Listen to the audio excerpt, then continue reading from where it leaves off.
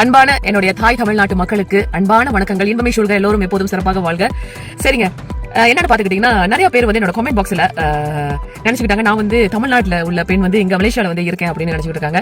என்னுடைய தாத்தா பாட்டி என்னுடைய முன்னோர்கள் எல்லாமே கரூர், நாமக்கல், திருச்சி இங்க இருந்து வந்தவங்க தான். ஓகே, இங்க இருந்து வந்து மலேசியா நாட்டுல அப்படியே வேலை செஞ்சு இங்க இருந்து அவங்க திருமணமாகி இப்படியே என்னுடைய அப்பா அம்மா எல்லாருமே வந்து மலேசியால உள்ளவங்க. அப்ப நானும் வந்து ஒரு மலேசியா சிட்டிசன். இங்க வாழும் தமிழ் மக்கள் எல்லாமே வந்து அவங்களுடைய பூர்வீகம் எல்லாருமே தமிழ்நாடா தான் இருக்கும். இன்ன வரைக்கும் என்னுடைய சொந்தங்கள், என்னுடைய பந்தங்கள், எங்களுடைய டிஎன்ஏ பாத்தீங்கன்னா இன்ன வரைக்கும் தமிழ்நாட்டுல இருந்துகிட்டு தான் இருக்காங்க. இன்னும் நிறைய தெரிந்த சொந்தங்கள், தெரியாத சொந்தங்களும் இந்த தமிழ்நாட்டுல நிறைய பேர் இருக்கிறாங்க.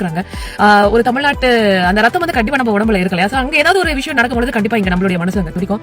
அதே மாதிரிதான் இந்த வருடம் ஏப்ரல் 23 ரொம்ப ஒரு முக்கியமான நாள். ஓகே, என்ன சொல்லுவாங்கன்னா மாற்றம் ஒன்றுதான் மாறாதது அப்படின்னு சொல்லுவாங்க.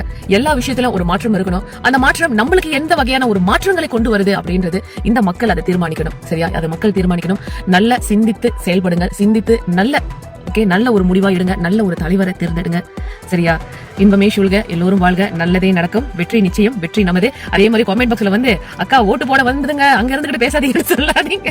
எனக்கு அங்க இருக்கிற ஓட்டுரிமை கிடையாது, மலேசியால மட்டும்தான் எனக்கு ஓட்டுரிமை இருக்கு. நல்லதே நடக்கும், வாழ்க வளமுடன். தண்ணி ஒருத்த படிச்சு வரான், பிசில் ஒண்ணு அடிச்சு வரான், தடைய வச்சா உடச்சு வரான் தளபதி. தப்பு நடந்தா ஒரு மிஷினா, வெற்றி அடைஞ்சா ஒழிச்சு தளபதிக்கே பிறந்த சின்ன விசிலடி.